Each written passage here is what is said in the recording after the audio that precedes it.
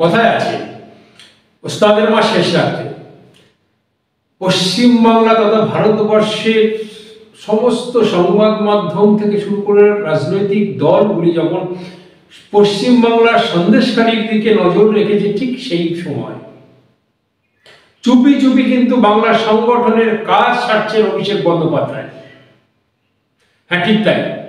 অভিষেক বন্দ্যোপাধ্যায় কিন্তু কোনো প্রতিক্রিয়া এখনো পর্যন্ত দেননি। একটি ছোট্ট প্রতিক্রিয়া দিয়েছিলেন তিনি আমতলার একটি অনুষ্ঠান থেকে, যে শাহজাহান কি করেছে। সত্যি তো, শাহজাহান কি করেছে। তখনও পর্যন্ত তো ইডির পক্ষ থেকে স্পেসিফিক কোনো অভিযোগের কথা আনা হয়নি শাহজাহান শেখের বিরুদ্ধে। ঠিক তার পরের দিনেই কিন্তু অভিষেক একটা ছোট্ট মন্তব্য করেছিল। ব্যাস, এখানেই কিন্তু শেষ। সর্বভারতীয় সাধারণ সম্পাদক তৃণমূলের অভিষেক বন্দ্যোপাধ্যায় কিন্তু আর একটিও শব্দ সন্দেশখালী নিয়ে এখনো পর্যন্ত মুখ থেকে বের করেনি। কিন্তু তার মাঝে তিনি কিন্তু চুপচাপ বসে নেই। দলের ব্লক স্তরের নেতৃত্ব থেকে শুরু করে বিধায়ক, পৌর নেতৃত্ব এবং এমপিদেরকে নিয়ে কিন্তু তিনি ভার্চুয়াল বৈঠক সামলেন। নমস্কার, আপনারা দেখছেন দুর্নিবার বাংলা, সঙ্গে আমি মানুষ। যে বিষয়টি নিয়ে আজ আলোচনা করব, সামনে লোকসভা ভোট। আর এই ভোটের মুখেই যখন বিরোধী দলগুলো সন্দেশখালী নিয়ে গেল রব তুলছেন, ঠিক সেই সময় অভিষেক বন্দ্যোপাধ্যায় গোটা রাজ্য জুড়ে কিন্তু সংগঠনের কাজ মজবুত করে রাখতে চাইছেন। আর এই রাখতে চাওয়ার পিছনেই তিনি কর্মসূচি বেঁধে দিলেন। রাজ্যের যে সমস্ত এমপিরা রয়েছেন, যতগুলো এমএলএরা রয়েছেন, ব্লক সভাপতিরা রয়েছেন, তাদের কিন্তু একদম নির্দিষ্ট করে দিলেন জনসংযোগের কাজ, পাশাপাশি উন্নয়নের কাজ। দুটো কাজেই কিন্তু তিনি বরাদ্দ করে দিলেন। একদিকে কেন্দ্র থেকে যে সমস্ত টাকা আসছে না, সেই সমস্ত কেন্দ্রের বঞ্চনা নিয়ে মানুষের কাছে যাওয়ার নির্দেশ দিলেন।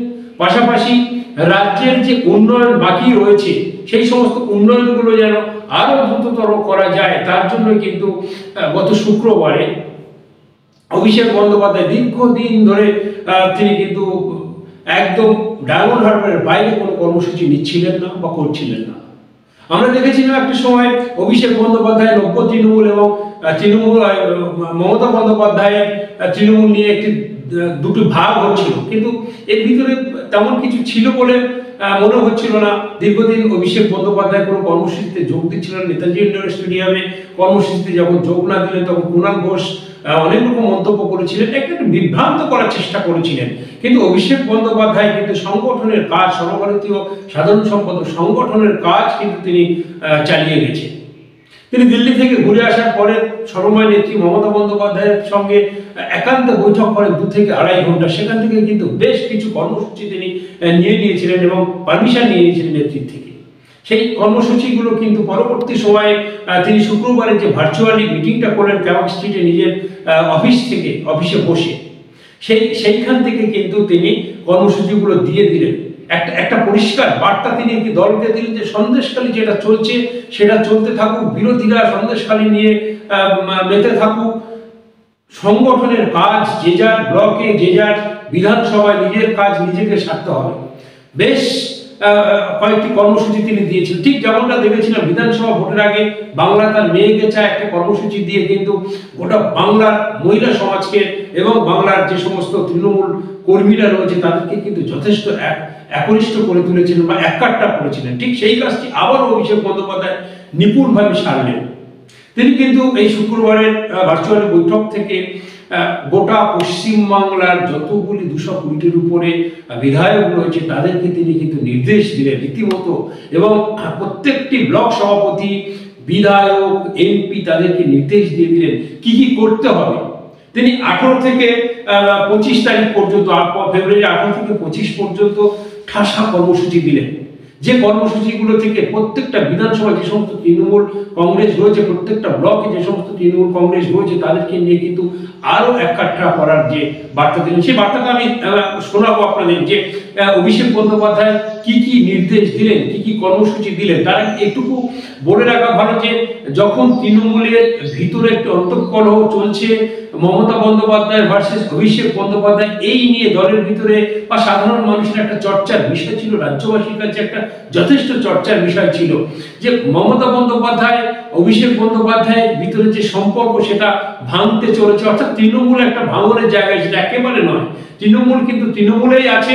তৃণমূলের যে যুব যুব বা নব্য তৃণমূল যাদেরকে বলা হচ্ছে, তারা কিন্তু অভিষেক বন্দ্যোপাধ্যায়ের নেতৃত্বে চলছে, এবং যে সমস্ত গোটা তৃণমূল, যে সমস্ত মাদার তৃণমূল বলা হয়, তারা কিন্তু মমতা বন্দ্যোপাধ্যায়ের নেতৃত্বে চলছে। অর্থাৎ তৃণমূল কিন্তু তৃণমূলেই আছেন, এবং কর্মীদেরকে কিন্তু যে যেভাবে চায় তাকে সেভাবেই কিন্তু তৃণমূলের সঙ্গে রাখা হয়েছে। এই জায়গা থেকেই কিন্তু পরিষ্কার একটা চিত্র উঠে এসেছে যে তৃণমূলের ভিতরে কোনো দ্বন্দ্ব নেই, কোনো কলহ নেই, কোনো দ্বিমত নেই। একটা সময় শোনা যাচ্ছিল যে অজিত পাওয়ার বা একনাথ শিন্ডের মতন কিন্তু অভিষেক বন্দ্যোপাধ্যায় হয়তো বিজেপিতে কিছু এমএলএ নিয়ে বিজেপি চলে যাবেন, এখানকার মুখ্যমন্ত্রী সেটা অনেক কথা আসছিল। তেমনটাই কিন্তু দেখাও যাচ্ছিল যে অভিষেক বন্দ্যোপাধ্যায় তেমনভাবে সে কর্মসূচিতে অংশগ্রহণ করছিলেন না। কিন্তু বিষয়টা মমতা বন্দ্যোপাধ্যায় পরিষ্কার করে দিলেন যে অভিষেক বন্দ্যোপাধ্যায় শারীরিক অসুস্থতার কারণে তিনি কিন্তু বেশ কিছু কর্মসূচিতে থাকতে পারেননি, কিন্তু ভার্চুয়ালি তিনি থেকেছিলেন, এবং সেটা হাতে হাতে প্রমাণ হয়ে গেল যে শুক্রবারের কর্মসূচি থেকে কিন্তু অভিষেক বন্দ্যোপাধ্যায় যেমনটি করেছিলেন নবজোয়ার বা কর্মসূচি, ঠিক সেরকম ভাবে কিন্তু একটি কর্মসূচি তিনি গোটা রাজ্যের যে বিধায়করা রয়েছেন, এমপিরা রয়েছেন, ব্লক সভাপতিরা রয়েছেন। যদিও এখানে একটা প্রশ্ন রয়ে গেছে যে তৃণমূলের সভানেত্রী যখন তার নির্দিষ্ট মেয়াদ শেষ হওয়ার পরে তিনি আবার যখন সভানেত্রী হয়, তখন কিন্তু গোটা রাজ্যের সংগঠন, ব্লক স্তরের সংগঠন পর্যন্ত ভেঙে দেওয়া হয়, এবং নতুন করে শাখা সংগঠন থেকে মাদার সংগঠন, নতুন করে সভাপতি থেকে ব্লক সভাপতি পর্যন্ত গঠন করা হয়। কিন্তু এখনো পর্যন্ত উত্তর 24 পরগনা, দক্ষিণ 24 পরগনা বেশ কিছু ব্লকে কিন্তু এখনো পর্যন্ত ঘোষণা করা হয়নি ব্লক সভাপতির নাম। সেই জায়গায় কিন্তু টাউন সভাপতি বা ব্লক সভাপতি না থাকায় কিছুটা হলেও কিন্তু দলের ভিতরে অন্তঃকলহ তৈরি হচ্ছে, বা কিছুটা হলেও ভুল বোঝাবুঝি তৈরি হচ্ছে। এই জায়গাগুলো কারা ভোট কন্ট্রোল করবেন, কারা নির্বাচনে থাকবেন, কিভাবে এই ব্লকগুলো চলবে, সেগুলো কিন্তু স্পষ্ট বক্তব্য বা বার্তা এখনো পর্যন্ত তৃণমূলের পক্ষ থেকে আসেনি। কিন্তু যে সমস্ত জায়গায় ব্লক সভাপতি রয়েছে, বিধায়কদের নেতৃত্বে কিন্তু সে সমস্ত জায়গাতে কাজ চলছে। যেখানে ব্লক সভাপতি নেই, বিধায়কদের নেতৃত্বে সেই সমস্ত জায়গায় কাজ চালানো হচ্ছে। এখন যে কর্মসূচিগুলো দিয়েছেন অভিষেক বন্দ্যোপাধ্যায়, যথেষ্ট ঠাসা কর্মসূচি, সেই জায়গা থেকে কিন্তু সন্দেশখালীতে কি ঘটছে না ঘটছে সেটা নিয়ে তৃণমূল কর্মীদেরকে কিন্তু দেখতে যাওয়ার জায়গা বা অবকাশ রাখেননি। তিনি কিন্তু পরিষ্কারভাবে তৃণমূলীদের যে সমস্ত নেতৃত্ব স্থানীয়রা রয়েছে তাদেরকে কিন্তু কর্মসূচি, আমি সেই কর্মসূচিগুলো আপনাদেরকে শোনাবো।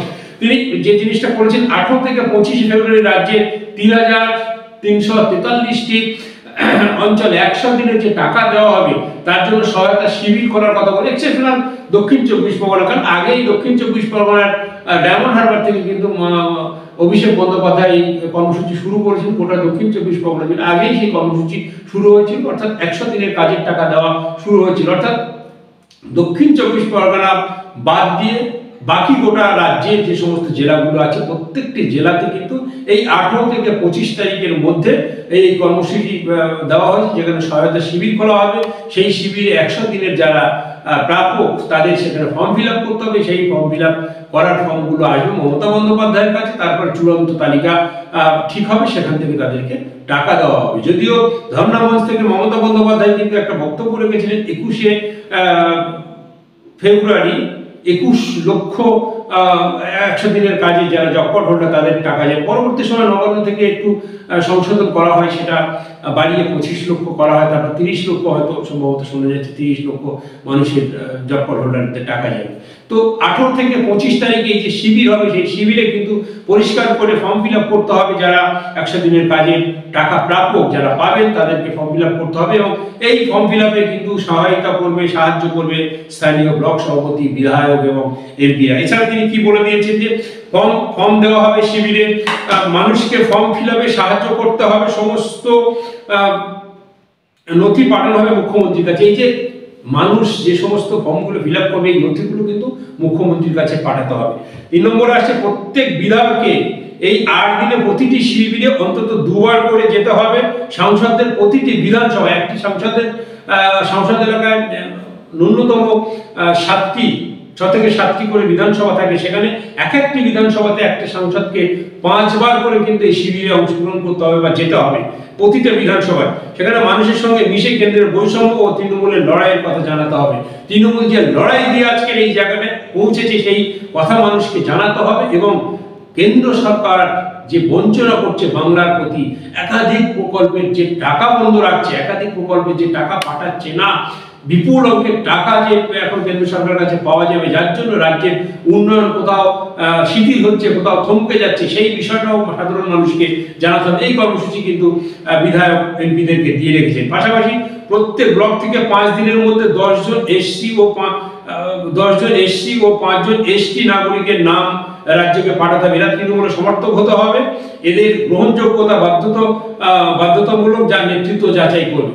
পরিষ্কার করে জানিয়ে দিয়েছেন যে একটি ব্লক থেকে 10 জন করে এসসি, যাদের গ্রহণযোগ্যতা আছে এলাকায়, যাদের শিক্ষাগত যোগ্যতা যথেষ্ট ভালো আছে, সেই রকম 10 জনের নাম এসসিদের এবং এসটিদের 5 জনের নাম পাঠাতে হবে, যারা অবশ্যই তৃণমূলের সমর্থক হতে হবে।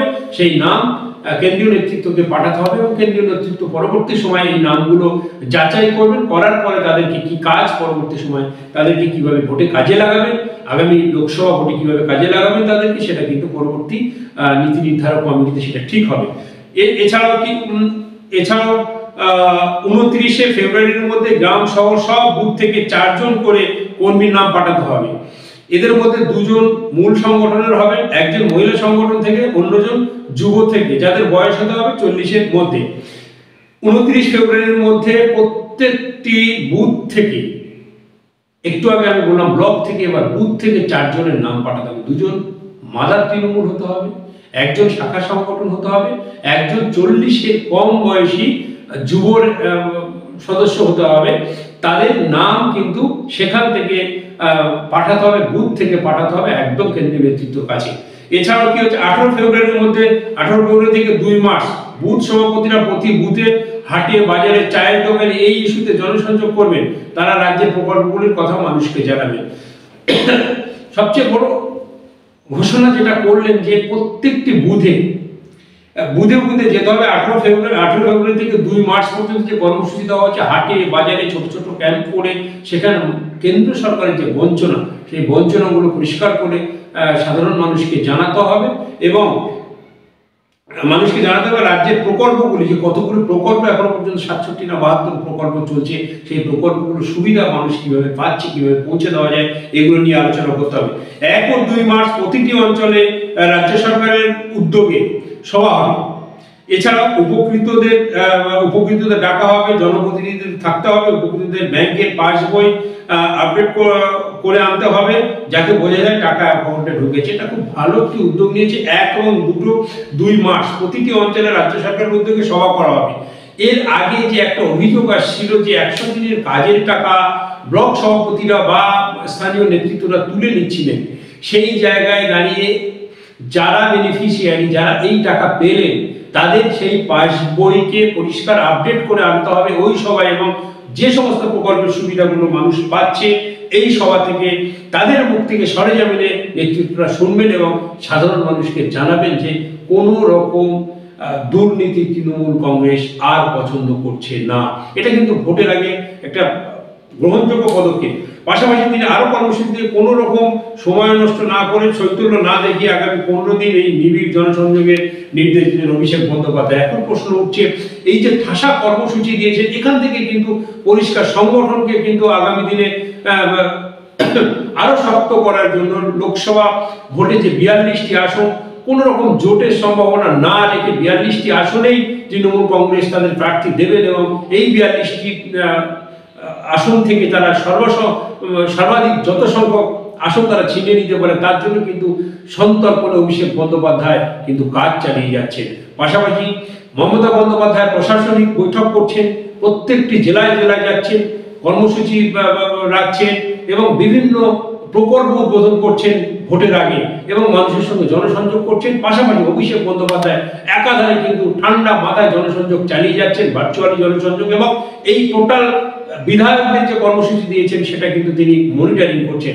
এখান থেকে পরিষ্কার যে বিরোধীদের সন্দেশখালী ইস্যুতে ব্যস্ত রাখার পরে ব্যস্ত রাখবেন, পড়ে থাকলো বাকি 293টি বিধানসভা, 293টি বিধানসভা কিন্তু সন্তর্পণে তৃণমূল কংগ্রেস কাজ চালিয়ে যাচ্ছে। আগামী লোকসভা ভোটে কিভাবে তাদের ফল আরো ভালো করা যায়, তৃণমূলকে আরো একটা করা যায়, একসাথে বাঁধা যায়, প্রকল্পগুলির সুবিধা আরো মানুষকে পাইয়ে দেওয়া যায়, যারা প্রকল্পের সুবিধা পেয়েছে তাদেরকে সামনে এনে কিভাবে আরো বেশি বিজ্ঞাপন করা যায়, আরো বেশি প্রচার করা যায় এবং আরো বেশি ফল পাওয়া যায় লোকসভা ভোটে। অর্থাৎ এখান থেকেই পরিষ্কার যে অভিষেক বন্দ্যোপাধ্যায় মমতা বন্দ্যোপাধ্যায়ের মধ্যে কোনো দ্বিমত, কোনো মতানৈক্য নেই।